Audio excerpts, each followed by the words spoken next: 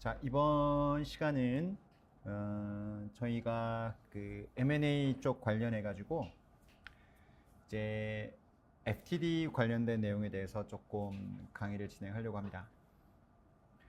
우리가 통상 이제 M&A 관련된 우리 재무적인 이펙트 그 강의에 이어서 이제 우리가 M&A를 하는 과정에서는 반드시 규모가 좀 되는 M&A 같은 경우는 이제 실사라고 하는 과정을 거치게 되어 있는데요. 그 실사라고 하는 여러분들 그 개념이 어떤 건지, 그 다음에 실사 때 보통 이제 실사하는 주체 입장에서는 어떤 식으로 실사를 진행하고, 그 다음에 실사를 했을 때 그 내용이 결국은 기업 가치 평가에 어떻게 반영되는지, 이런 내용들에 대해서 간단하게 좀 강의를 통해서 전달 드리려고 하는데요. 교환을 보시면 내용이 상당히 많이 있습니다. 근데 이 내용을 한 줄 한 줄 설명하면서 강의를 진행을 많이 하게 되면 FTD 강의만 여러분들 별도로 저희가 뭐 한 4회, 5회 정도 강의를 해야 돼요. 그래서 그런 내용들을 다 언급하는 여러분들 강의 커리큘럼은 아니기 때문에 대략적으로 실사가 어떻게 이어지는지 강의 교환들은 여러분들 참고사 보시고 제가 중요한 거 위주로 강의를 좀 진행하도록 하겠습니다. 참고로 여기 나오는 강의의 그 상당수 내용은 보통 공인회계사회에서 회계사들 대상으로 FTD 관련된 강의를 한 내용들이 상당히 교환 쪽에 많이 인용되어 있다라고 미리 말씀 좀 드리고 강의를 진행하도록 하겠습니다. 보시면 목차가 쭉 나오는데요. 그 FTD 쪽 내용을 들어가기 전에 우리가 실사다라고 하는 개념이 있는데 실사가 무엇이냐라고 하는 것을 간단하게 좀 살펴드리고, 그 실사라고 하는 게 영어로 보통 due diligence라고 하는데 그 실사의 종류 중에서 우리 파이낸셜 관점에서 실사, 즉 FTD를 우리가 수행하는 여러분들 그 실사 내용과, 그 다음에 결국 실사라고 하는 것을 하는 이유가 뭐냐면 이 기업에 대한 가치를 평가를 하기 위해서 FTD를 수행하는 건데, 그 가치 평가와 FTD를 어떻게 연결해서 우리가 이해할 수 있는지 그 내용을 간단하게 좀 설명을 드리도록 하겠습니다. 그러면서 우리 FTD가 수행될 때는 크게 두 가지를 봐요.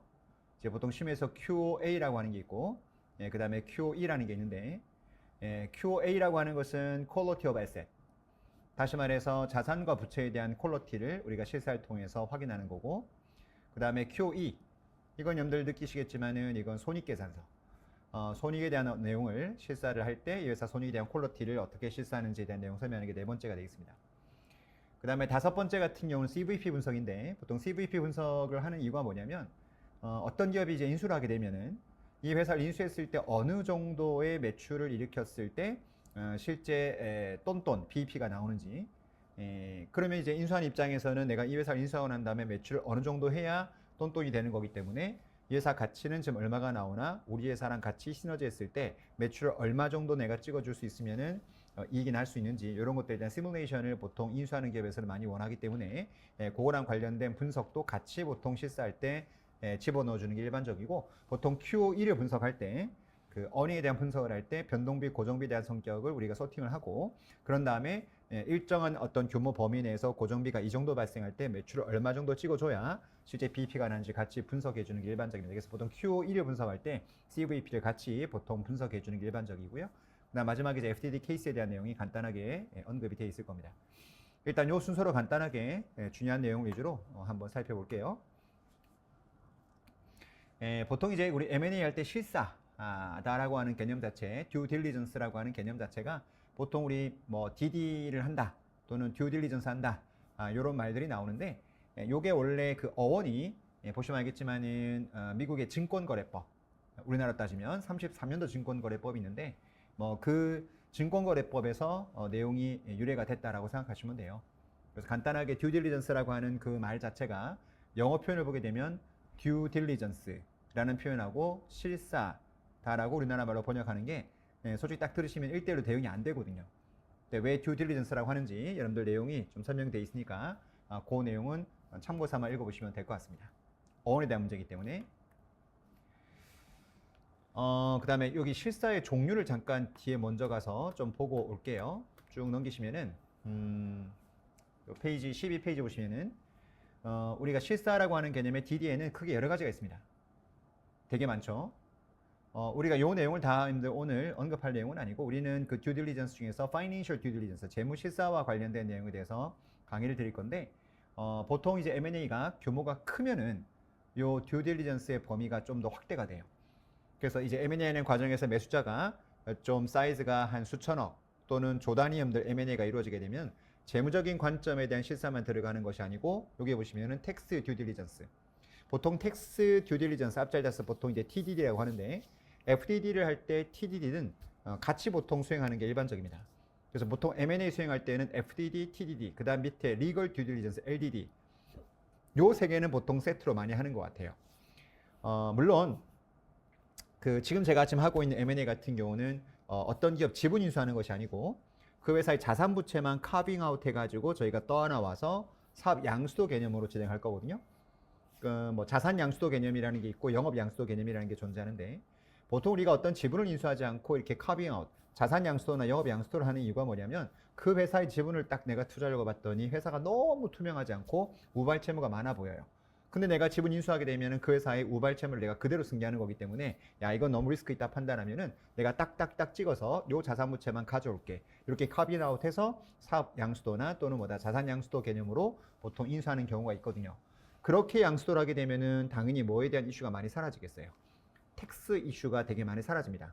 왜냐하면 그 기존에 있었던 회사의 텍스의 우발 채무는 그 회사가 부담하는 거기 때문에 사업 양수도를 가져오게 되면 물론 사업 양수도 입장에서 양수인이 사업 양도인의 어떤 세금 못 낸 거에 대해서 제2차 납세의무라는 게 존재하긴 하는데 그거는 그 뭐 크게 어렵지 않기 때문에 내가 받아오는 사업에 납세 의무가 이제 확정만 됐고 확정된 납세 의무만 다 정리됐다는 것만 컨펌되면 크게 2차 납세 의무까지 이슈가 되는 케이스는 없기 때문에 그러면은 텍스트 TD는 크게 중요하지 않기 때문에 이번에 제가 진행하고 있는 딜은 TD를 수행하지 않습니다. 그래서 FTD를 수행할 때 결론 좀 말하면 TD를 보통 어카운팅 펌이 같이 진행하는데 그 M&A 구조에 따라서 TD는 생략하는 경우가 되게 많고 LDD는 여러분들 당연히 같이 들어가는 게 필요한 게 뭐냐면 여러 가지 계약 조건이 있을 때 그 계약의 권리 의무를 승계하게 된다라고 한다면 그 계약에 숨어 있는 우발 채무라든지 나올 수 있는 어떤 HR 이슈라든지 환경 이슈라든지 아니면은 거기에 벤더 커스터머의 관계에서 문제가 된다라든지 아니면 주주 간의 어떤 협약에 따라서 풋과 콜의 대상이 된다라든지 이런 거에 대해서 우발 채무에 포커스 맞춰서 변호사들이 봐주는 게 리걸 듀 딜리전스라고 보시면 되고 요거는 또 왜 필요하냐면 변호사가 중간에 개입해줘야 나중에 SPA 즉 스탑 퍼처스 어그리먼트나 주주 간의 협약서를 쓸 때 그 계약 조건을 마지막 검토까지 해주는 게 법률 전문가들의 역할이기 때문에 LDD도 보통 같이 통상 M&A 할 때 진행된다고 생각하시면 되는 거죠. 그래서 FTD, TDD, LDD는 보통 세트로 많이 움직이는 것 같고 그 다음에 여러분들 그 많이 이루어지는 실사가 뭐냐 규모가 커지면은 여기 커머셜 듀 딜리전스가 보통 통상 많이 이루어집니다. 이 커머셜 듀 딜리전스라고 하는 건 뭐냐면 내가 인수하는 회사인데 예를 들어서 여러분들 제가 인수하는 회사가 만약에 제조업을 하고 있어요. 근데 인수 내가 하려고 하는 회사가 서비스 업종이야. 근데 난 서비스 업종 그쪽을 잘 몰라. 하지만 그 회사가 되게 프로피터블 할 것 같고 우리가 다각적 M&A 관점에서 포트폴리오를 다양하게 만들기 위해서 내가 지금까지 해보지 않은 산업을 인수한다라고 한다면 그 산업에 대한 염들 동향이나 트렌드를 알 수가 없잖아요. 인수자 입장에서는. 그러면 그쪽 분야의 전문가 보통 컨설팅 펌이 하는 경우도 있고 아니면 회계법인 내부에서도 이런 그 커머셜 그 상업 쪽의 컨설팅만 주로 수행하는 부서가 별도로 존재합니다. 큰 펌들 같은 경우는 그쪽에서 숫자를 봐주는 것이 아니고 그 회사의 커머셜 즉 산업에 대한 어떤 전망이 어떻게 될 건지 그 다음에 그 회사의 마켓의 어떤 그 전망 동향은 어떠한지 그 다음 경쟁 회사가 어떤 회사가 존재하고 그 경쟁 회사의 장단점 뭐가 있는지 그 다음 인수하는 회사는 여러분들 경쟁 기업에 비해서 어떤 스와트 분석 같은 거 있죠 장단점 기회가 뭐가 있을지 이런 것들에 대한 분석을 해주는 게 커머셜 듀 딜리전스가 되는 거죠. 그러니까 작년에 저희가 했던 M&A 중에서 CD를 같이 했던 케이스가 뭐냐면 저희가 그쪽 회사의 클라우드 회사였습니다. 뭐 클라우드 회사인데 큰 회사니까 우리나라의 클라우드 크게 하는 회사는 우리 통신사나 뭐 네이버나 이런 데들이겠죠. 그 중에 한 회사를 저희 회계법인이 실사를 들어가는데 의뢰를 받았던 회사가 저희한테는 FDD하고 TD를 맡겼고 LDD는 로펌이 율촌인가에 맡겼었고 그 다음에 커머셜 듀 딜리전스는 별도의 컨설팅 펌한테 클라우드 시장의 전망에 대해서 실사해달라고 요청을 한 적이 있습니다. 산업에 대한 어떤 분석을 하는 거다라고 생각하시면 되겠죠. 그게 커머셜 듀 딜리전스. 보통 일반적인 실사라고 한다면 규모가 좀 되면 FDD, TDD, LDD, CDD 요 네 가지 정도가 좀 큰 사이즈 M&A는 많이 들어가는 여러분들 실사라 보시면 될 것 같고 만약에 예를 들어서 제가 지금 하고 있는 회사 중에 또 어떤 게 있냐면 그 회사 이름은 제가 말할 뻔했네요. 큰 두 기업이 조인트 벤처로 여러분들 JV를 만들었는데 한 회사는 뭐를 여러분들 거기다 출연하기로 한 현물출자로 자기들이 갖고 있는 제조 공정을 현물출자하고 그 다음에 다른 대기업은 현물을 넣어가지고 조인트 벤처를 만든 다음에 사업을 하는 거로 합의를 했어요. 자, 근데 모기업은 여러분들 현물을 출자해서 먼저 집어넣고 그 다음에 현금을 넣으려고 했던 그 대기업이 저희한테 뭐를 의뢰했었냐면 요 회사 JV에 투자했을 때 멀티플을 쳐달라고 얘기를 했거든요. 현물 출자했던 그 법인에서 이미 공정이 세팅됐고 너네가 새로운 사업하려면 새롭게 투자를 해야 되지만 내가 이 투자를 해서 먼저 매니팩처링을 돌려서 이미 여러분들 안정화된 단계고 수율을 잡았기 때문에 너는 돈 넣어줄 때 우리 현물의 가치에 플러스 알파 프리미엄 달라라고 했을 때 그 실사를 저희한테 맡겼는데 FTD나 여러분들 밸류에이션이나 이런 것들은 저희가 진행했습니다만은 뭐가 컨선이었냐면은 거기 나와 있는 설비 장치 그 설비 장치가 과연 제대로 가동될 수 있는지 그거에 대한 여러분들 TD를 매수자 입장에서는 해야 되는 상황이 벌어졌거든요. 그럼 그런 TD가 뭐냐? 그게 테크니컬 듀딜리전스입니다.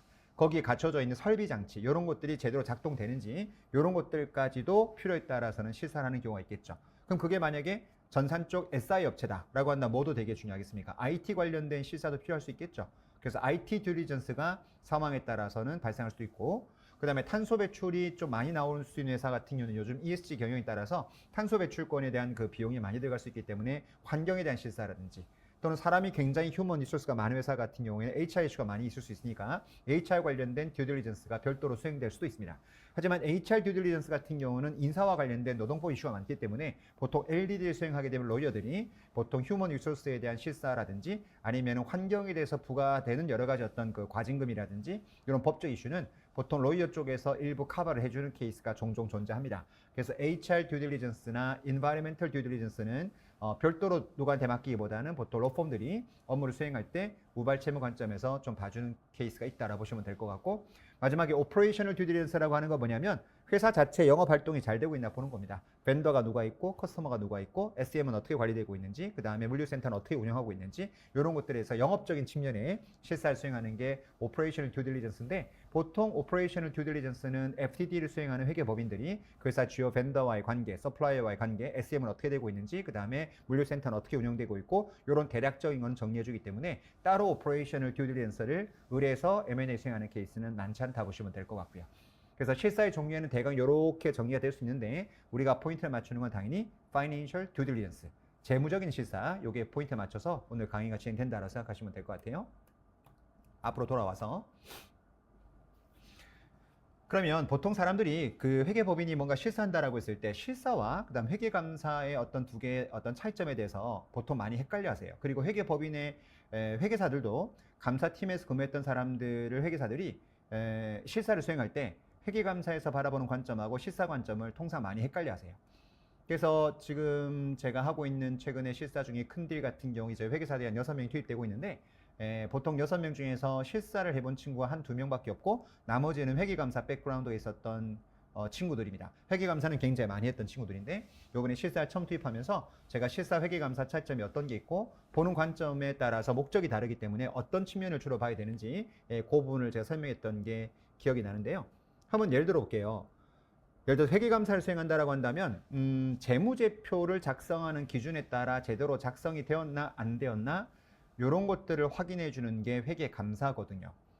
근데 우리 FDD 실사 관점에서는 여러분들 뭐 때문에 실사하는 거냐면 내가 바이어 쪽 입장에서 FDD를 하는 경우도 있고 그 다음에 셀러 쪽에서 FDD 하는 경우도 있는데 여러분 혹시 그 바이어 쪽에서 실사하는 건 아마 이해가 될 겁니다. 인수하는 사람 입장에서 파는 회사를 가서 실사하는 것은 알겠는데 벤더 쪽에서 실사한다는 개념은 뭐냐 벤더 DD라고 하는데 자 어떤 회사가 나한테 매각 자문을 맡겼어요. 그럼 매각 자문을 하려면은 자문사 입장에서는 매수자를 찾아다녀야 될 거 아니겠어요. 그럼 매각자에 대한 기본적인 설명이 필요하겠죠. 그러면 그 매각 자문사도 뭐가 필요하겠어요. 이 회사에 대한 전반적인 분석, 실사를 통해서 우리가 바라보는 관점의 회사의 장점은 이러한 것이 있고 앞으로 손익은 어떻게 될 것 같고 노멀라이즈된 EBITDA는 얼마나 될 것 같고 밸류는 얼마일 것 같습니다. 요거를 작성해서 매수자를 쭉 컨택하면서 그 자료를 전달할 때 그 자료를 주기 위해서 벤더 입장에서 실사하는 게 벤더 딜이라고 보시면 돼요. 그럼 벤더 쪽에서는 매각자가 자문사를 채용해서 실사를 먼저 하는 거죠. 그 다음에 바이어 쪽에 자문사가 있으면 바이어 쪽 회계법인이 실사 들어올 때 그 벤더 딜 수행했던 어카운팅 펌이 바이어 회계법인을 대응해서 자료를 서로 커뮤니케이션하는 그런 형태로 많이 진행되는데요. 두 가지가 가장 큰 차이가 뭐냐라고 했을 때 솔직히 회계감사임도 수행하는 회계사 입장에서는 CVP 분석 같은 거 할 필요 없죠. 왜냐하면 회계 기준에 여러분들 변동비, 고정비를 구분해서 여러분들 써야 되는 뭔가 재무제표상의 손익 항목은 없거든요. 왜냐하면 CVP 분석이 중요한 게 아니고 그 회사가 매출을 얼마 찍어야 이익이 난다라고 하는 그런 컨셉보다 회계감사는 그 회사 재무제표를 만드는 회계 기준에 따라서 재무제표가 작성이 됐는지 확인하는 게 감사이기 때문에 그런 것들을 분석하는 게 별 의미가 없습니다. 하지만 여러분들 FTD는 바이어 입장을 한번 얘기해 볼게요. 우리 VDD 관점보다 우리 바이어 입장. 바이어 입장의 FTD 입장에서는 저 회사 인수했을 때 얼마 정도 매출 나야지만 이게 날 수 있는 볼륨일까? 이런 거에 포인트 맞춰 봐야 될 거 아니겠어요? 좀 더 디테일하게 들어가서 예를 보면 만약에 회사가 선수금이 있다. 그럼 선수금이다. 회계는 뭘 보면 되는 거죠? 계약을 맺고 뭔가 수행 의무가 이행되기 전에 회사가 돈을 먼저 받았다. 그러면 선수금 또는 계약부채 자금 되는 거냐? 그게 맞게 잡혔나만 보면 돼요. 근데 이제 회계감사 수행하는 사람이 아닌 FTD 관점에서는 FTD를 통해서 밸류에이션까지 가야 되기 때문에 선수금을 딱 장부해 봤더니 선수금 볼륨이 거의 몇 년 새 변함이 없는 거예요. 그럼 이게 선수금이 뭔가? 라고 봤더니 모회사 쪽에서 회사가 자회사 쪽에다가 물량을 계속해서 납품받기 위해서 돈을 먼저 주는 컨셉으로 선수금이 잡혀 있더라는 거죠. 근데 보니까 선수금 물량이 거의 변동이 없이 넘어오고 있더라는 겁니다. 그러면은 그 선수금이라고 하는 금액 자체는 실제 물품 대금을 먼저 지급한 것으로 여러분들보다 돈을 준 거지만 그 선수금이 가만히 보니까 변함이 없어. 자세히 보니까 대금을 먼저 줬는데 자회사가 지금 상황이 되지 않아 가지고 선수금을 받아놓고 물건을 못 만들어주고 있는 거죠. 이해되시죠? 그럼 회계감사 측면에서는 돈을 먼저 받았지만 물건을 납품하지 못하는 경우는 계약부채나 선수금 잡는 게 맞거든요. 근데 실사하는 관점에서는 선수금이 들어왔는데 물건 납품 못하고 있어? 그럼 이거를 과연 오퍼레이팅 관련된 부채로 볼 거냐? 그렇게 보지 않고 이거는 모회사가 자회사한테 돈을 보태준 거 아니냐, 빌려준 거 아니냐, 이런 컨셉으로 간주가 돼요. 그럼 밸류에이션 할 때 우리가 선수금을 영업부채로 보게 되면 보통 밸류에이션 할 때 매출에 녹히면서 운전자본 증감으로 반영하는 게 일반 원칙인데 이렇게 되면 모회사가 자회사한 돈을 빌려주는 컨셉이다 보니까 수익 포캐스팅 할 때 그 내용은 덜어내고 뭐에 그냥 빼는 형태로 가는 거냐면 차입금이야. 그럼 이거는 interest bearing debt, 이자부 부채로 차감하는 형태로 반영해서 끝내버립니다. 그러면 회계상으로는 선수금이지만 밸류에이션 관점, FTD 관점에서는 이건 모회사가 자회사한테 실질적으로 돈을 빌려준 거다 컨셉 봐버리게 되면 놓기는 방법이 차입금으로 간주가 돼서 debt like 아이템이라고 하는데 부채와 관련된 거의 비슷한 성격의 아이템이다라고 간주해가지고 그냥 debt로 간주해서 빼버리는 컨셉으로 나와. 에쿼티 밸류 계산할 때. 그러니까 지금 정확하게 이해가 잘 안 돼도 상관없어요. 중요한 건 뭐냐? FTD 관점과 회계감사 관점은 보는 뷰 포인트가 다를 수밖에 없다라는 거죠. 그 개념을 제가 말씀드리려고 지금 이 내용을 설명한 겁니다. 그래서 회계감사하는 감사인들 입장에서도 이게 감사 기준에 따라 작성된 게 맞냐? 이걸 보는 게 중요한 게 아니고 FTD 관점에서는 인수하는 사람이 과연 이 기업의 가치를 평가할 때, 그 다음 향후 이 기업을 인수하는 데 있어가지고 뭐에 관심이 있을까? 이런 포인트에 맞춰서 감사를 하는 게 되게 중요한 거죠. 실사하는 게. 또 하나 들어볼까요? 만약 어떤 회사가 IT를 쓰고 있습니다. 그럼 IT를 온프레미스로 쓰는 경우도 있고 클라우드 서비스를 이용하는 경우도 있겠죠. 보니까 이 회사가 온프레미스로 IT를 쓰고 있어. 그러면 여러분들 회계감사 입장에서는 그 IT가 장부에 온프레미스로 있으니까 KPX에 잡혀있고 감가를 잘하고 있는지 이런 것만 보면 되지만 실사하는 관점에서는 그럼 온프레미스 IT를 쓰고 있는데 문제는 뭐냐면은 이게 KPX가 투자가 되는데 계속 어느 정도 기간에 걸쳐 가지고 재투자가 들어가는지. 왜? 그에 따라서 미래 DCF를 평가할 때 KPX 나가는 캐시플로에 따라서 밸류에이션이 달라지거든요. 또한 이게 지금 점점 서버 용량 자체가 커지고 있다. 근데 데이터를 처리한 양이 많아지고 있다. 예를 들어 플랫폼 회사다. 그럼 플랫폼 회사 같은 경우에는 우리 매출 볼륨이 커짐에 따라서 뭐가 늘어나야 되겠어요? IT 서버 용량이 커져야 되겠죠. 그럼 이 회사는 지금 현재 투자된 어떤 서버 용량 갖고는 커버가 안 될 거야. 그럼 용량 늘리기 위해서 KPX가 앞으로 얼마가 더 들어갈 건지, 계속 온프레미스로 갈 건지 아니면 클라우드 서비스로 전용할 건지 이런 것들이 인수하는 입장에서는 되게 중요하겠죠. 그럼 그런 것까지도 실사에서 파악을 해줘야 돼요. 그러니까 IT 감가비가 얼마다? 그럼 감가비가 맞냐까지 확인하는 게 회계감사. 근데 FTD 관점에서는 좀 좋은 염도 서비스의 퀄리티가 나가려면은 지금 현재 에즈에서는 이렇게 IT 서버 비용이 나가고 있는데 지금 용량이 얼마 정도 커버될 수 있으나 앞으로 이 회사 매출 볼륨이 이렇게 늘어난다는 거 한다면은 온프레미스라는 IT의 서버 용량은 부족하기 때문에 추가로 KPX 얼마가 더 들어갈 거고, 그리고 만약 클라우드 서비스를 바꾼다라고 한다면 이 회사 데이터 용량 정도를 다루려면 어느 정도 사용료가 나갈 건지 이런 것까지 정리해서 주면은 바이어 입장에서는 훨씬 더 유용한 실사에 대한 정보가 될 수 있겠죠. 그런 관점으로 FTD는 좀 접근하는 거다. 이렇게 좀 이해하시면은 좀 수월하지 않을까라고 생각됩니다. 물론 무조건 다른 컨셉은 아니고요. 보는 관점이 비슷한 컨셉도 존재합니다. 만약에 AR 같은 경우는 한번 해볼까요? AR. 자, FTD 염두 관점 아니고 회계감사 관점에서는 만약에 매출 채권이 있다. 그럼 우리 감사할 때 뭘 하죠? 진짜 채권이 받을 수 있는 돈인지. 그 다음에 채권 중에 못 받는 금액에 대해서 뭘 설정하죠? 대손 설정하죠. 마찬가지입니다. FTD 수행할 때도요. 장부에 채권이 있다라고 한다면 이 채권 금액이 실제 존재하는지, 그 다음에 그 채권의 회수 가능성, 그거 모두 분석해보죠. 에이징 분석해봐요. 얼마에 한 번씩 돈이 들어오는지 이런 것도 분석을 하게 돼 있습니다. 그런 측면에서는 감사랑 비슷한 측면도 물론 존재하는 거죠. 그래서 FTD하고 회계감사가 기본적인 목적은 조금 다릅니다만 중복되는 부분도 있고 보는 관점에 따라서 좀 더 다른 다각도로 FTD는 봐줘야 될 필요성이 있다라는 것을 말씀을 좀 드리는 거고요. 실사의 목적이라고 되어 있습니다. 그 밑에 여러분들 이 타임라인을 쭉 그려놓은 걸 보시면 조금 더 이해가 빠를 건데요. 실사는 결국 왜 하는 거냐라고 누가 물으면 저는 밸류에이션 때문에 하는 거다라고 말을 해요. 실사 베이스가 있어줘야 밸류에이션이 정확하게 나오거든요. 그래서 저희 같은 경우는 여러분들 보통 이제 큰 펌들 같은 경우는 여러분들 실사를 전문으로 하고 있는 팀이 있고 밸류에이션을 전담하는 팀이 있는데 제가 볼 땐 이 두 팀이 절대로 세퍼레이트 되면 안 된다고 생각합니다. 그래서 저는 항상 여러분들 이 FTD 수행할 때 실사 수행하고 있는 회계사들하고 밸류에이션 팀하고 같이 묶어서 회의를 같이 해요. 왜? 실사 때 뭔가 논의되고 있는 모든 이슈가 정확하게 밸류에이션 논리에 100% 다 반영이 돼줘야 되거든요. 그래서 어떤 FTD 끝나고 난 다음에 밸류에이션 보고서 받았을 때 그 밸류에이션 보고서가 얼마나 퀄리티가 있는지를 여러분들 판단해 보시려면 가장 좋은 게 뭐냐면 FTD에서 요게 이슈 사항이다고 레드 플래그이 나온 게 밸류에이션 어썸션에 정확하게 1대1로 링크돼서 반영됐나 확인해 보시면은 실제 경험이 좀 없는 여러분들 회계법인이거나 아니면은 조금 너무 세퍼레이트돼서 팀이 운영되는 여러분들 회사들 같은 경우는 회계법인 같은 경우는 재무실사는 재무실사대로 뭔가 레드 플래그를 거기다 언급하고 밸류에이션은 밸류에이션 팀대로 뭔가 로직이 나오다 보니까 실사의 결과와 밸류에이션이 로직이 연결 안 되는 케이스가 상당히 많이 있습니다. 그래서 항상 여러분들 두 개는 연관된다는 걸 꼭 기억하셔야 되고요. 자, 뒤에 다 나오겠지만 간단하게 한번 제가 러프하게 한번 얘기해 볼게요. 반복되는 내용은 뒤에 가서 다시 언급하지 않겠습니다. 예를 들어서 아까 재무실사를 할 때 QOA 이게 Quality of Asset이에요. 그 다음 QOE가 Quality of Earnings, 그 다음에 Working Capital, CAPEX. 제목은 별도로 썼습니다만은 Working Capital과 CAPEX는 보통 QOA 분석할 때 거기 같이 들어가요. 그러면 자산 쪽 분석할 때 우리가 재무상태 자산 보시면은 가장 중요한 게 밑에 유무형 CAPEX, 그 다음에 재고채권 같이 재고채권을 묶어서 우리가 워킹 캐피탈이라고 하죠. 그 다음에 캐시하고 차입금은 두 개 네팅 쳐서 넷데트라고 하는 거고요. 자, 중요한 거는 워킹 캐피탈 분석을 왜 하는 거냐.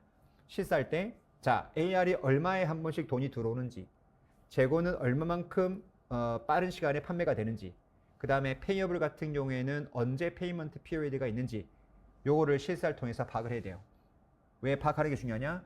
밸류에이션하고 연결합니다. 우리 밸류에이션 할 때 DCF 모형을 많이 쓰죠? Discounted Cash Flow 모형을 많이 쓰는데 우리 DCF 모형을 쓰려면은 기본적으로 그 회사 매년 매출 가정, 원가 가정에 따라서 뭐가 나옵니까? 워킹 캐피탈 잔액이 나와야 돼요.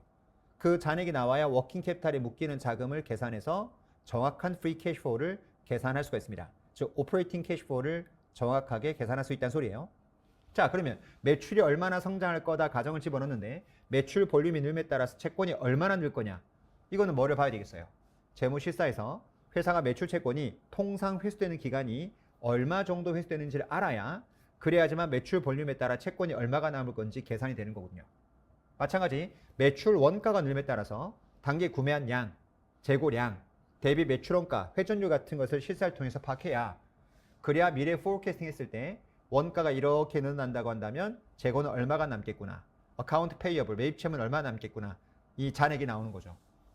결론적으로 말하면 재무실사에서 QA 과정에서 그 회사의 재고, 채권, 매입 채무 이런 잔액들이 얼마나 빨리 회수가 되는지, 얼마나 빨리 판매가 되는지, 그 다음 페이먼트를 얼마나 빨리 지급하는지 이 기간이 평균치가 나와야 미래 포캐스팅 했을 때 매출과 원가 숫자에 맞춰가지고 워킹 캐피탈이 얼마나 묶일지를 계산할 수 있고 그게 계산이 돼줘야 프리 캐시플로우를 계산할 수가 있거든요.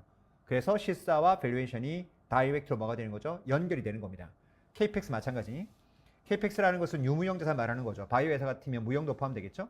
그럼 무형자산, 유형자산 투자가 매년 얼마가 이루어지는지, 그 다음 생산 캐파에 따라서 얼마가 매출이 커버가 되는지, 가동률이 얼마가 되는지 이 실사를 통해서 밝혀줘야 돼요. 왜? 그게 밝혀져야 회사가 미래 포캐스팅 할 때 매출 쭉 밸류에이션을 위해서 매출 탑라인을 우리가 예상을 할 건데 거기에 Q에 대한 가정이 들어갈 겁니다. 그럼 판매량 가정이 들어가겠죠. 그럼 지금 현재 생산 캐파 대비 몇 개 생산이 가능한데 매출 탑라인이 쭉 늘어난다는 것은 Q가 는다는 소리인데 그럼 기존에 있는 생산 캐파에 비해서 뭐가 돼줘야 돼서 더 증설이 돼야 되겠죠. 그럼 증설되는 KPS 양이 얼마나 되는지 알아줘야 앞으로 DCF 모형을 집어넣을 때 뭐를 집어넣을 수 있겠다? KPS 규모를 우리가 예상해서 캐시 아웃플로우에 놓길 수가 있거든요. 그래서 투자의 현금 흐름으로 반영해줘야 프리 캐시가 나올 수 있으니까. 그러니까 결론적으로 계속 말하지만 우리가 재무 실사라고 하는 것은 왜 하는 거냐? 이 밸류에이션, 요 밸류에이션 들어가는 그 모든 항목의 숫자가 과거를 분석해 봐야 이런 트렌드를 가지고 있었으니 미래 이런 식으로 되겠구나라고 하는 것을 예측을 할 수 있기 때문에 그래서 재무 실사를 통해서 밸류에이션의 기본적인 숫자에 대한 적정성을 검증하는 거다라고 이해하시면 되는 거죠. 그래서 실사와 밸류에이션은 이런 컨셉으로 이해하면 좋을 것 같고 그러다 보니까 여러분들 과거의 손익을 실사하게 되면 특히 QOE는 여러분들 또 우리 대표적인 이게 있겠죠. 만약에 우리 회계감사 측면에서는 만약에 손익을 만드는데 예를 들어서 구조조정 비용이 발생했다. 그럼 직원들을 여러분들 퇴사시키면서 퇴직금을 일시해 주는 경우도 있겠죠. 최근에 보니까 여러분들 우리 미국 빅테크 기업들도 구조조정하면서 직원들한테 굉장히 많은 돈을 지급한 게 손익계산서에 나오더라고요. 그러면 생각해봐요. 회계감사 측면에서 재무제표에는 원타임 차지가 영업이익 안에 들어가 있습니다.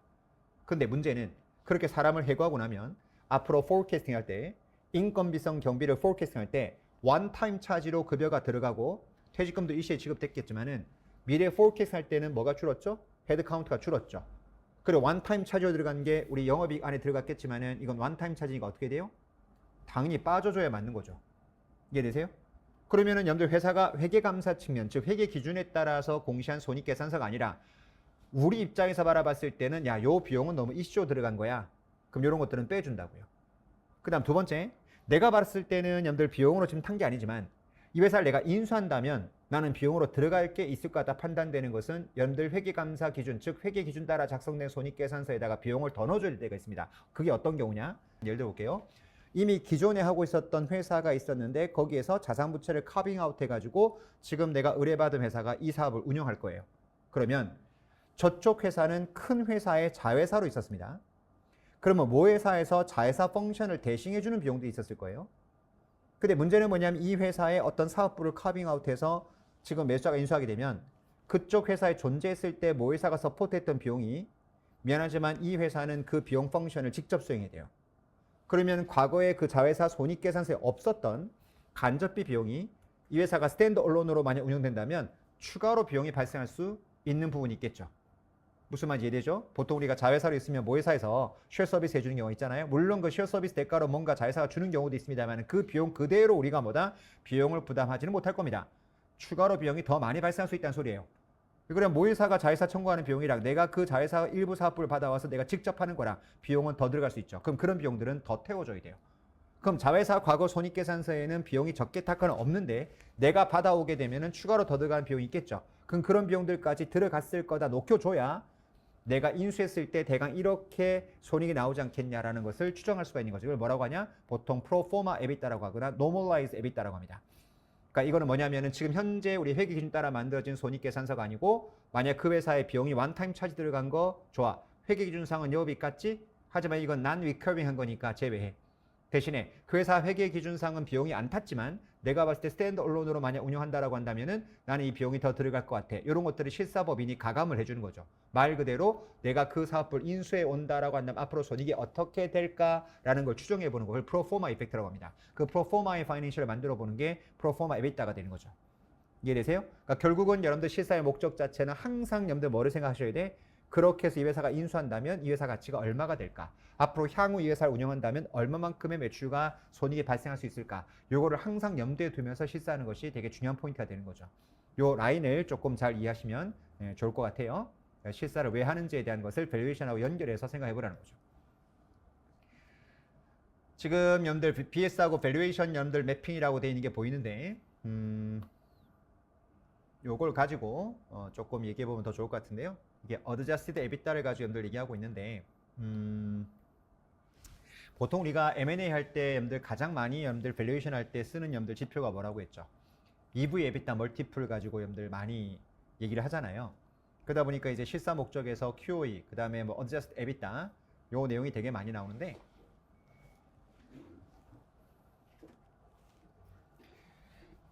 아까 제가 계속 강조하는 거지만은 여러분들 실사와 밸류에이션은 서로 연결이 되는 거고 그럼 여러분들 이 실사를 제대로 하려면은 밸류에이션 로직을 잘 이해하는 게 되게 중요하겠죠. 자 그럼 밸류에이션 로직에서 우리 뭐 에비타라는 컨셉이 있지만 여러분들 에비타라는 컨셉이 뭐예요?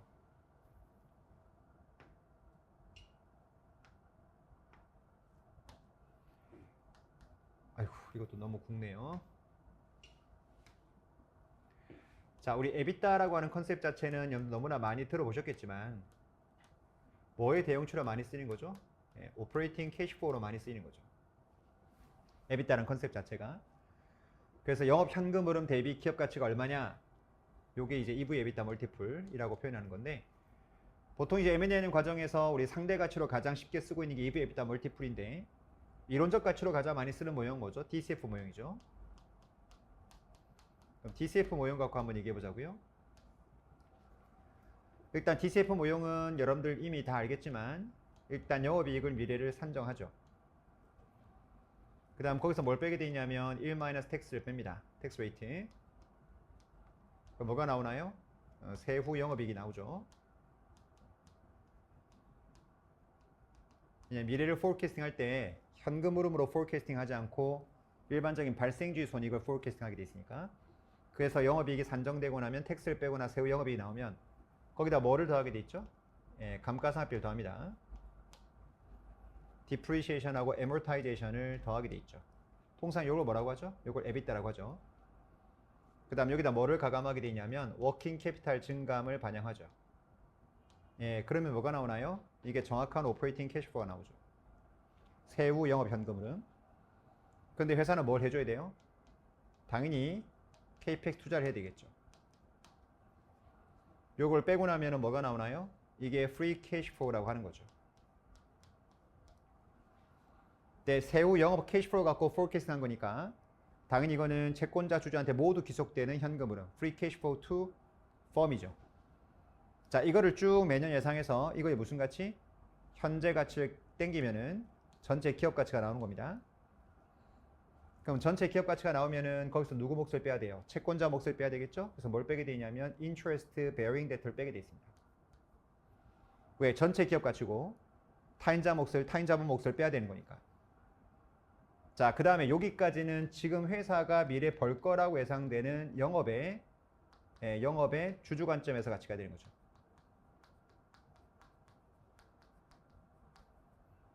근데 문제는 이거 미래에 이만큼 영업 가치가 들어올 거라는 겁니다. 주주 관점에서 채권자 몫은 뺐으니까. interest bearing debt예요. 이자부 부채. 근데 지금 재무 상태 보니까 뭐가 존재하더라? 내 non-operating asset. 요 들어가는 게 뭐냐? 지금 가지고 있는 현금성 자산, 캐시입니다. 그 다음에 다른 회사 가지고 있는 주식들, 채권들, 금융상품들 요런 게 들어가 있는 거죠. 요걸 더하게 되면 뭐가 나온다는 거죠? 주주 가치가 나오는 거다. 에코티 밸류가. 요게 우리 DCF 모형이죠. 자, 이걸 내가 왜 설명하는 거냐? 봐요. 앞으로 이 회사가 어떻게 이 항목이 나올 거냐에 따라 밸류에이션이 달라지는데 첫 번째, 앞으로 영업이익이 어떻게 나올 건지 이런 거 분석하려면 손익 분석에 되죠. 그래서 QE에서 earning quality를 분석하면서 회사 영업이익이 어떻게 나올 건지에 대한 실사 내용이 반영돼줘야 돼요. 그 다음 여기 뭐가 있죠? 요거 KPX에 대한 가정에 따라 뭐가 나오겠죠? 감가 가정 나오겠죠. 이거 같은 거. 그 다음에 워킹 캐피탈 아까 말했지만 AR 제곱 AP. 그럼 요거를 분석하려면은 뭐에 대한 분석이 돼야 되겠어요? 바로 QE에 대한 분석이 들어가야 되겠죠. QA. 왜? 재고자산 매출 채권 매입 채무. 그 다음에 KPX 유무형. 이 가정에 따라 감값이 나오는 거니까. 그 다음 IBD도 뭐에 따라 나오겠어요? 이거는 QE 분석할 때 나오겠죠. QA. 미안해요. 이자부 부채니까. 요 이자부 부채를 뺄 때 아까 제가 말했지만은 우리 회계 재무제표 상에 잡혀 있는 차입금 말고도 이 회사 인수한다면은 부채와 비슷한 성격 항목이 있으면은 그것도 빼줘야 돼요. 그러니까 우리가 재무제표 회계 기준에 따라 차입금 잡혀 있는 것만 빼는 것이 아니고 실사 관점에서 이건 우발 채무가 될 수 있다 판단되는 것도 차감하게 돼 있다는 거죠. 그 다음 NOA도 어디서 나오는 거죠? QA에서 나오겠죠. 왜냐하면 현금이나 주식 채권 같은 게 뭐가 있나 알아야 되는 거니까. 결론적으로 말하면 QE와 QA에 대한 분석이 다 돼줘야 뭐가 만들어지겠다? DCF 모형이 이게 왁구가 나오는 거다 보시면 돼요. 그래서 여기 지금 재무상태표 구성에 따라 QA, 뭐 같은 컨셉이죠 이게. 워킹 캐피탈 분석도 QA이고 KPX 분석도 QA니까. 자, 여기 항목 보시면은 여러분들 아마 이해될 겁니다. 자, 실사할 때 여러분들 뭐에 대한 분석해야 된다고요? 순운전 자본 분석 들어가야 돼요. 왜요? 그 워킹 캐피탈의 성격을 파악해야 여기에 뭐다 워킹 캐피탈에 대한 미래 가정에 따라서 적정 운전 자본이 얼마의 자금이 묶이는지를 우리가 포캐스팅 할 때 정확하게 집어넣을 수 있기 때문에. 대표 중에 뭐가 있죠? 보통 매출 채권이나 재고나 매입 채무가 있는데 만약에 회사가 원자재를 미리 뭐다 지급하는 어떤 구조를 가지고 있는 오퍼레이팅 프로세스면은 선급분도 운전 자본에 들어가야 되겠죠? 그 다음에 돈을 먼저 받는 구조가 있다라고 하면 여기 나와 있지만 선수금도 운전 자본 분석에 들어가야 됩니다.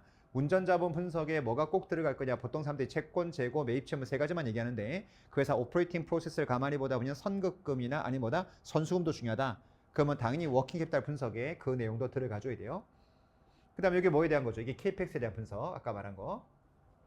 이 KPX에 대한 분석이 여기 들어가는 거죠. 그 다음에 non-operating assets, 아까 말했지만 대여금이라든지 현금이라든지 금융상품들, 그게 여기 NOA에 들어가는 거거든요.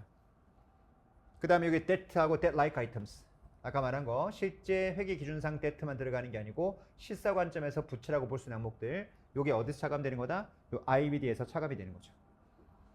그래서 여러분들 재무상태 구성을 딱 보시게 되면은 여러분 여기 있는 지금 DCF 모형에서 그 실사사항들이 어디에 반영되는지를 쫓아가서 이해할 수 있는 겁니다. 그래서 항상 우리 재무상태표 보는 거랑 여러분들 여기 밸류에이션을 같이 연관해 보시면은 쉽게 이해가 될 수 있는 부분이죠. 그래서 이게 DCF 모형의 기본 밸류에이션 컨셉을 조금 이해하고 있어야 실사랑 연관되는 것을 이해할 수 있기 때문에 말씀을 드린 겁니다.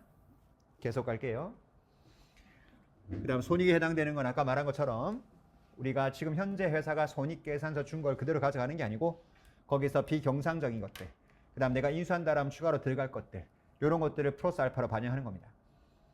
회계감사가 만약 돼 있다라고 한다면은 일단 여러분들 회계감사를 받은 여러분들 파이낸셜 스테이트먼트인 경우에는 아까 제가 말한 것처럼 비경상적인 걸 제거한다라든지 아니면 스탠드얼론 비용을 더 집어넣는 거라든지 이런 것만 집어넣으면 되는데 만약 감사가 안 됐다라고 한다면 이미 손익계산서 작성 자체가 잘못되어 있는 회사도 존재합니다. 매출의 기간 기속이 잘못됐다라든지 비경상적인 이익인데 이게 뭐 영업외로 빠져야 되는 것이 매출로 들어와 있다라든지 뭐 국가로부터 보조금 받은 것을 매출로 집어넣었다라든지 그런 게 있으면 다 제거하는 게 맞겠죠.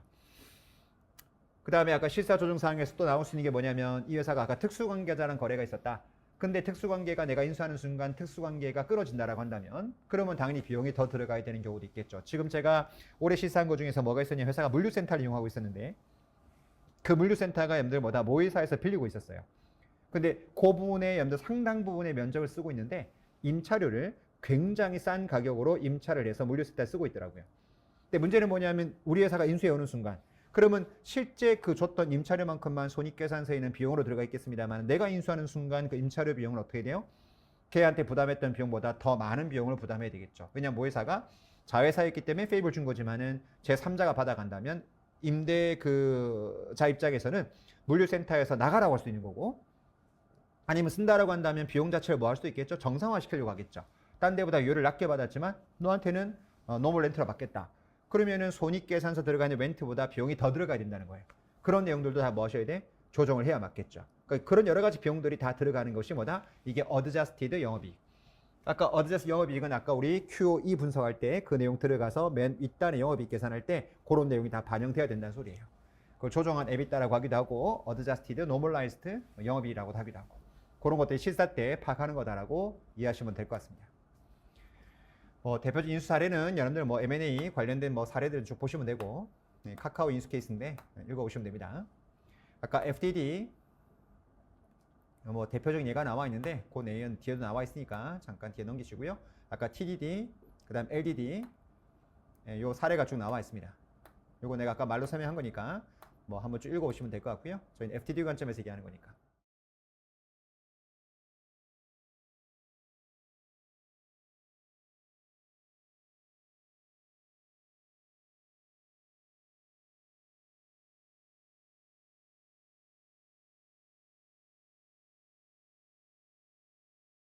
보통 재무 실사할 때 프로세스인데요. 보통 이것도 M&A 과정의 전반적 내용이니까 한번 잠깐만 여러분들 설명 좀 드릴게요. 물론 여러분들 지금 제가 설명하고 있는 22페이지하고 23페이지 나와 있는 M&A 프로세스라는 게 20 뒤에까지 100%이 절차를 지키는 건 아니에요. 왜냐면 사이즈가 여러분들 그렇게 크지 않은 여러분들 M&A 같은 경우는 그냥 여러분들 약식으로 중간 단계가 많이 생겼다는 경우도 있습니다. 근데 지금 제가 설명하는 여러분들 이 프로세스는 아주 공식적인 M&A. 예를 들어서 뭐 롯데 렌트가 뭐 우리 녹화하고 있는 이 시점에서 이제 매물로 나왔다라고 하던데 뭐 롯데 렌트카라든지 뭐 아니면은 여러분들 뭐 뭐라고 할까요? 뭐 이런 데 알고 있는 굉장히 큰 여러분들 회사 M&A 뭐 아시아나항공이라든지 이런 데가 M&A 나왔다라고 한다면 조단위 여러분들 가격이 거래가 되기 때문에 그런 회사들은 공식적인 매각 자문사가 요 포멀한 프로세스를 통해서 M&A가 진행이 돼요. 그리고 지금 제가 논의하는 것은 퍼블릭 딜. 그러니까 어떤 프라이빗하게 일부 사람하고만 논의해서 매각하는 게 아니고 자 우리 회사 매각 물건 나왔으니까 살 사람 덤비세요 라고 하는 퍼블릭 딜 과정에서 프로세스가 통상 어떻게 되는지 간략하게 좀 설명드리고 그 다음 실사는 여기서 어느 단계에서 들어가는 건지 간단하게 좀 설명드리도록 하겠습니다. 철저하게 벤더 관점 아니고요. 우리 바이어 관점에서 실사라고 지금 다시 한번 말씀드릴게요. FTD인데 바이어 관점에서 매수자 입장에서 실사하는 거라고 가정하고요. 그럼 보통 매도자 입장에서 일단 내가 매각하겠다라고 한다면은 여러분들 뭐가 나와줘야 되겠어요? 우리 회사에 대한 기본적인 소개가 나와야 되겠죠? 그 소개를 보통 뭐라고 하냐면은 티저라고 합니다. 또는 티저라고 하기도 하고요. IM 자료라고도 합니다. 인포메이션 메모랜덤이라고 하는데 뭐 티저나 인포메이션 메모랜덤은 실무에서는 조금 혼용해 쓰는 것 같아요. 굉장히 깊은 내용이 나오는 게 아니고 회사의 대략적인 브리프한 여러분들 설명이 나와 있는 것을 티저 또는 IM 자료라고 합니다. 인포메이션 메모랜덤이요. 그런데 아까 말했지만 사이즈가 큰 여러분들 M&A 같은 경우는 티저나 인포메이션 메모랜덤이 아니고 VDD 보고서가 같이 나오는 경우도 있습니다. VDD 보고서라고 하는 것은 그건 좀 이따 얘기하죠. 아까 말했지만 VDD 보고서 뭐냐? 벤더 듀딜리전스. 그 매도자가 여러분 일이 뭘 해보는 거죠? 실사를 해보는 거예요. 그러면 그 실사를 한 법인이 매각 자문사 입장에서 회사의 대략적인 내용을 소개하고 밸류에이션도 걔들이 이미 평가 미리 해서 그 보고서를 만든 게 VDD 보고서가 되는 거죠. 통상 티저나 IM 자료 돌릴 때는 VDD 보고서까지 같이 주진 않습니다. 이런 회사 매각을 할 건데 의향 있어? 그러면 들어와. 그러면은 여러분들 티저나 IM을 보고 내가 저 회사를 인수하겠다. 여러분들 뭐다 의향이 있는 매수자들, 잠재적 매수자들이 나 너네 인수할게요. 그럼 언제까지 제출하라고 하냐면 듀 데이트를 주고 LOI를 넣으라고 그래요. LOI가 여러분들 다 아시죠? Letter of Intent. 나 의향 있다. 너네 회사 매수 의향 있다. 그 접수하는 것을 LOI라고 합니다. 그럼 LOI를 접수를 해요. 자, 그럼 LOI가 접수되는 회사가 몇 개 나오겠죠? 자, 몇 개 나오면은 그때 뭘 여냐면 VDD.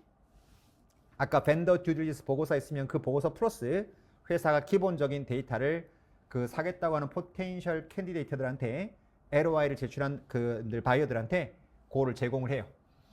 그러면은 매수자 입장에서는 걔들이 제공하는 아주 기본적인 데이터를 가지고 요때 뭐가 들어가냐? 어카운팅 펌들이 매수자 관점에서 실사가 들어갑니다. 그 실사가 한 번으로 끝나는 경우도 있고 보통 규모가 큰 경우는 두 단계로 나눠지는데 이거는 큰 실사란 가정하에 설명하는 거니까 일단은 뭐가 들어가냐면 걔가 준 데이터를 가지고 예비 실사라는 걸 합니다. 이 예비 실사할 때는요. 참고로 데이터 줄 때 옛날에는 제가 처음에 90년대 중반에 어카운팅 펌 들어가서 처음에 M&A 실사할 때는 전부 회사가 요 오프사이트의 데이터룸을 열어주고 회계사가 직접 그 회사를 가요. 그 데이터룸에 들어갑니다. 그럼 회사가 여러 가지 자료를 거기 하드카피로 다 갖춰놔요. 그럼 거기 가서 하드카피 읽어보고 그런 다음에 보고서 쓰고 나왔던 게 기억이 나네요. 그래서 원칙은 뭐라고 돼 있었냐면 그 하드카피 보관되어 있는 부분을 복사해서는 안 된다. 그냥 있는 대로 보고 판단하고 그냥 메모로 빠져나가. 요렇게 했었던 게 기억이 나거든요. 근데 요즘은 여러분들 시대가 그런 시대가 아니죠. 데이터 룸이 열립니다. 그럼 데이터 룸에 회사가 데이터를 올려요. 그런 다음에 실사 법인들, 기본적인 점들 그 아이덴티피케이션들 공개하면 그 사람들한테 접속할 수 있는 권한을 줘요. 그럼 접속해서 그 데이터룸에 있는 데이터를 보는 거죠. 그리고 엄격하게 실사한 M&A 같은 경우는 그 데이터룸에 있는 파일을 다운로드 못 받게 합니다. 다운로드가 안 돼요. 그 다음에 엑셀 파일을 열었지만 엑셀 파일이 거기다가 키 펑션을 쓸 수가 없습니다. 거기다가 숫자 입력이 안 돼요. 말 그대로 엑셀이 PDF처럼만 보이는 겁니다. 그냥 그 보고 너네가 판단해. 요런 게 보통 약식 실사입니다. 그 다음에 약식 실사하게 되면 궁금한 게 많아도 뭐 Q&A를 몇 번 왔다 갔다 하는데 보통 Q&A도 물어보는 질문 그 항목 수, 그 다음에 Q&A 횟수 이런 것들도 보통 처음 시작할 때 정해요. 그러니까 많은 걸 물어볼 수가 없죠. 그래서 뭐 예를 들어서 Q&A는 3번에 한정한다. 한 번 Q&A 할 때마다 질문 개수는 30개로 한정한다. 이렇게 보통 매각자문사가 중간에 뭐다 커트를 칩니다. 왜냐하면 너무나 많은 질문을 하는 매수자가 있을 거기 때문에 그 매수에 대한 질문을 다 답하게 되면은 솔직히 무슨 일이 벌어지겠어요. 내부 정보가 다 공개되고 자료 다 받아간 다음에 나 안 살 거야. 그럼 경쟁회사가 M&A를 빙자해서 들어와서 실사를 통해서 회사 내부 데이터 다 가져가면 안 되기 때문에 참고할까 LOI 접수할 때 여기 빠져 있지만 뭐도 보통 계약 맺고 들어가냐면 NDA 계약서도 맺고 들어가요. NDA, Non-Disclosure Agreement 또는 CA 계약이라고 합니다. CA가 Confidentiality Agreement. 당연히 이걸 쓰고 들어가야 되겠죠. 회사 내부 정보 안 걸 다 웹에 공개하면 안 될 거 아니겠어요? 그래서 보통 LOI 접수할 때 보통 뭐까지 쓰고 들어가냐면 NDA까지 보통 쓰고 들어가는 게 일반적이다라고 이해하시면 돼요. 자, 그렇게 해서 잠재적 매수자가 몇 군데 나왔어요. 그럼 이렇게 아까 데이터룸에 들어가서 기본적인 약식 실사를 합니다. 그럼 뭘 제시하는 거죠? 언제까지 바인딩 오퍼를 제공하라고 그래요. 바인딩 오퍼가 뭐냐면 나 너 얼마 주고 사겠다라고 하는 그 오퍼를 제공하는 거죠. 그게 가격 범위입니다. 그럼 예비 실사하고 난 다음에 바인딩 오퍼를 언제까지 매각자문사 넣으라고 한다면 거기 바인딩 오퍼를 넣어요. 그럼 요 단계에서 이루어진 게 예비 실사입니다. 예비 실사. 예비 실사의 특징? 아주 뎁스 있는 디테일 자료가 나와 있지 않고 그 회사가 공개할 수 있는 데이터 범위까지만 실사한 다음에 이 정도 밸류를 우리가 인수하자라고 뭐다 제시하는 거죠. 자, 그럼 이게 바인딩 오퍼를 넣게 되면은 당연히 매각자문사가 여러 잠재 매수자의 바인딩 오퍼를 보고 가장 좋은 가격을 제시한 바이어가 있겠죠? 그 바이어를 선정하는 겁니다. 그러면 그 바이어가 뭐가 되느냐? 그게 우선협상 대상자가 되는 거예요. 그게 우선협상 대상자가 되는 겁니다. 우협 대상자라고 하죠. 보통 우협 대상자는 가장 높은 가격 부른 쪽을 우협 대상자 선정하는 경우도 있지만 아무리 높은 가격을 제시했다 하더라도 그 매수 가격을 조달할 수 있는 자금의 원천이 베리파이가 되지 않으면 아무리 높은 가격 불러도 그 사람한테 미안하지만 우선협상 대상자를 부여하지 않는 경우도 존재합니다. 그래서 옛날 현대건설이 M&A가 나왔을 때 그때 현대 엘리베이터 쪽에서 더 높은 가격을 제시했었죠. 5조 5천억. 근데 실제 여러분들 우협 대상자 누구로 바뀌었냐? 미안하지만 현대자동차로 바뀌었었죠. 왜냐하면 걔들이 5조 5천억을 조달 능력을 객관적으로 입증을 못했거든요. 프랑스 뭐 은행에서 뭐 이렇게 통장 잔고 만들어서 빌려오고 막 그렇습니다만은 나중에 법적으로 이게 LBO 컨셉, LBO 이슈가 좀 있어가지고 결국은 주관사 입장에서는 너네랑 우선협상 못하겠다라고 한 다음에 현대자동차를 우협 대상자로 선정해서 현대차가 현대건설 인수했던 케이스가 있는 건 다 아실 겁니다. 그게 바로 우선협상 대상자라고 해서 무조건 높은 가격 바인딩 오퍼 넣었던 사람이 우선협상 대상자 되는 건 아니다라는 거예요. 자, 근데 통상은 당연히 가격 높게 부른 사람이 우협 대상자가 되겠죠. 그럼 우협 대상자가 되는 순간 이제 뭐다? 본실사가 들어가는 겁니다. 근데 본실사 들어가기 전에 뭘 쓰자고 하냐면 MOU를 쓰자고 그래요. 이 MOU가 뭐냐면 Memorandum of Understanding이죠. 서로 간에 합의된 거. 그럼 이 MOU를 쓸 때 뭘 보통 집어넣냐면 야 너네 나한테 바인딩 오퍼로 얼마 넣었지? 그럼 만약에 3천억이야. 그럼 3천억인데 이제 본실사 들어가. 그럼 본실사 들어갈 때 네가 부른 가격 3천억인데 본실사하고 난 다음에 절대 어드저스먼트에서 가격을 3천억에서 얼마 이하로 낮추면 안 돼. 그런 것들을 보통 MOU에 써요. 가격을 얼마로 갈 건지 그런 것들을 뭐다 실사를 본실사 들어가면은 회사 우발이 더 많이 보일 거 아니겠어요. 그럼 우발이 보이면은 그걸 리턴다운 시키려고 할 거 아니겠습니까? 매수자 입장에서는. 그럼 보통 MOU 쓸 때 얼마 이상은 뭐다 더 이상 리턴다운 못해. 그래서 현대건설 같은 경우에도 현대차가 우협 대상자가 되면서 실사 들어갔는데 제가 알기로 거기 실사를 했던 3일 회계법인에서 5조 1천억이라고 바인딩 오퍼 넣었습니다만 우발 채무를 감액하는 바람에 4조 얼마 이하로 리턴 다운이 했습니다만 MOU 체결할 때 거기서 20% 정도밖에 감액할 수 없다. 뭐 이렇게 넣는 바람에 실사 조정상으로 원래 가치는 더 낮게 나왔으나 그 MOU의 어떤 구속 요건에 따라 가지고 가격을 그 가격이 아닌 조금 더 그 플로우 가격, MOU에 명시했던 그 가격으로 인수했던 케이스가 과거에 있었죠. 그래서 MOU를 체결하면서 본실사가 들어가는 거다 보시면 돼요. 다만 MOU 썼다고 해서 이게 리걸리 바인딩하냐 문제는 조금 법적으로는 아닌 것 같더라고요. MOU를 썼다고 해서 무조건 리걸리 바인딩한 거냐의 문제는 조금 이견이 있습니다. 원칙적으로 리걸리 바인딩하지 않는 여러분들 언더스탠이다라고 보시면 돼요. non binding MOU라고 하죠. 그러면서 본실사가 들어가면 회사가 뭘 줘요? 아주 디테일한 여러분들 자료를 줍니다.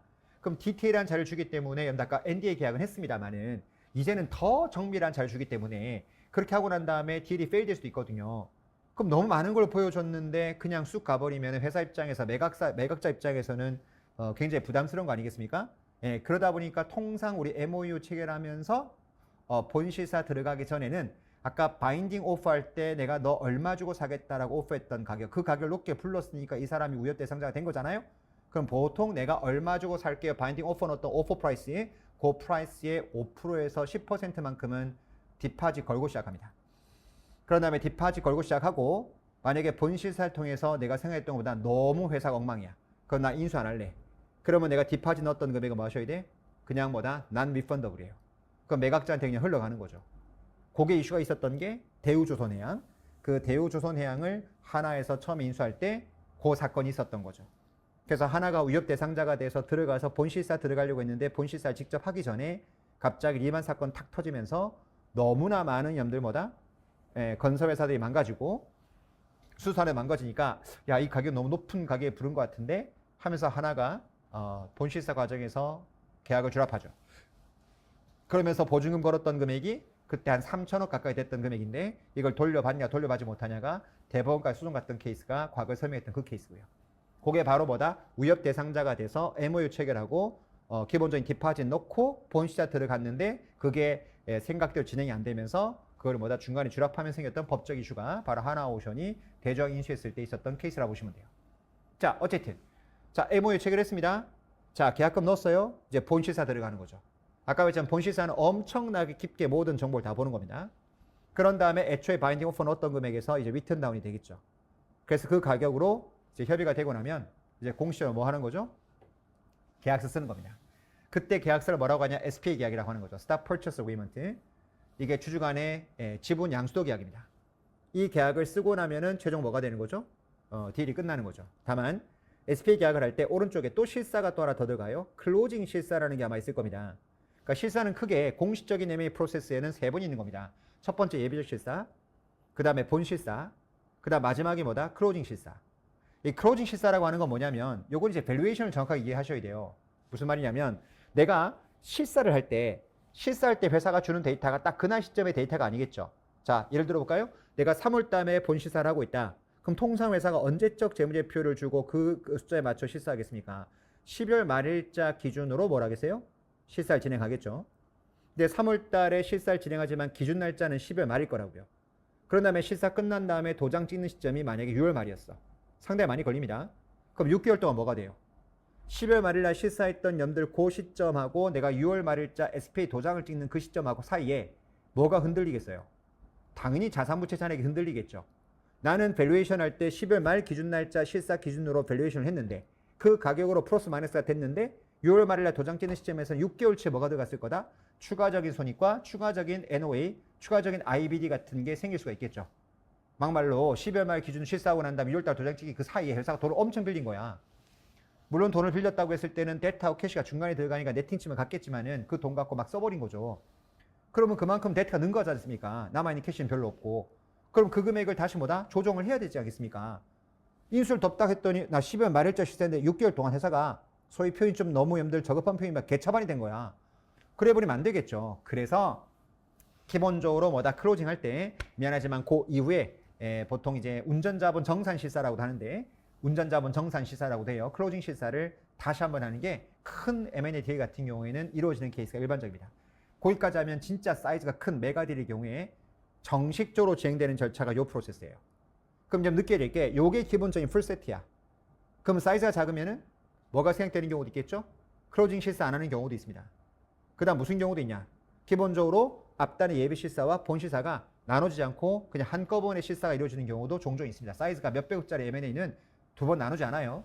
한 수천억 또는 뭐다 수조 이 정도 돼야 예비 실사, 본 실사 나눠지지 보통 사이즈가 몇백억짜리 M&A는 보통 두 단계가 합해서 한 번에 진행되는 케이스가 더 많다라고 생각하시면 돼요. 이게 M&A의 정식적인 프로세스. 그 단계에서 FTD가 언제 들어가는지 그걸 간략하게 말씀드린 거고 아까 말한 것처럼 여러분들 아까 운전자본 정산 실사라는 게 아까 있었잖아요. 클로징 실사. 근데 클로징 실사할 때 용어 정리 잠깐만 할게요.